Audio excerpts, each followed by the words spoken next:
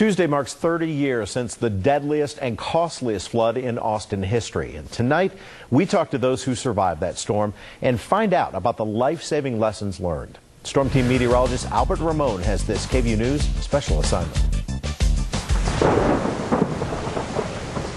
The sky opened up on Sunday, May 24th, 1981 at around 9:30 that evening. More than 10 inches of rain pounded central Austin in just 4 hours. Rain fell so hard, creeks that flowed through Austin turned into rivers of destruction. We're alive, that's the important thing.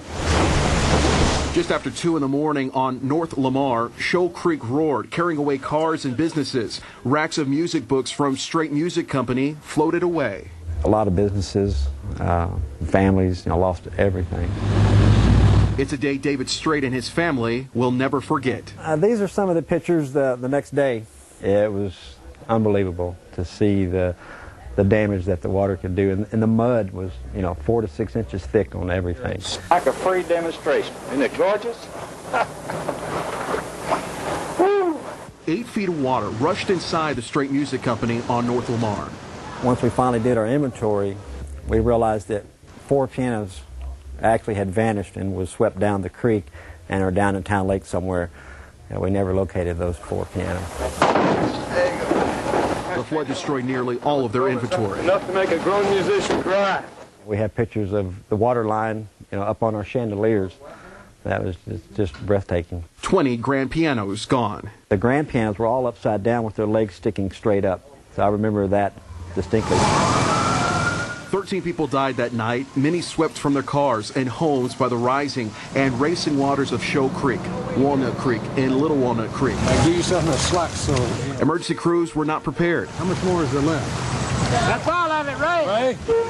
We actually went out, started barricading the streets that were flooding. Austin Fire Department Battalion Chief Palmer Buck was just 17 at the time. He too was called into action. We got woken up by my friend's father, who was a volunteer firefighter for the then Rollingwood Fire Department. He pressed us into service that night. Buck helped with search and recovery for people swept away by the floods. That kind of laid the groundwork for the career that I pursued. We switched now to high-tech personal flotation devices.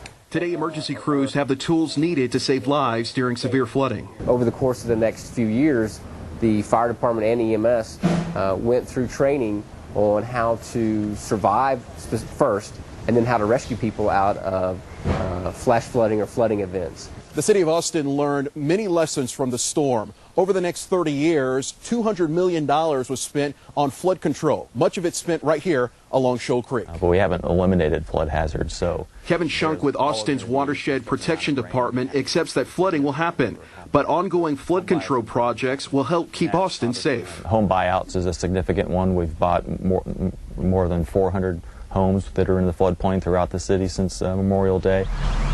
Overall, it's improved our capability with the flood early warning system, so now it allows us to better predict when these rainfall events are going to happen and where the flooding is going to occur.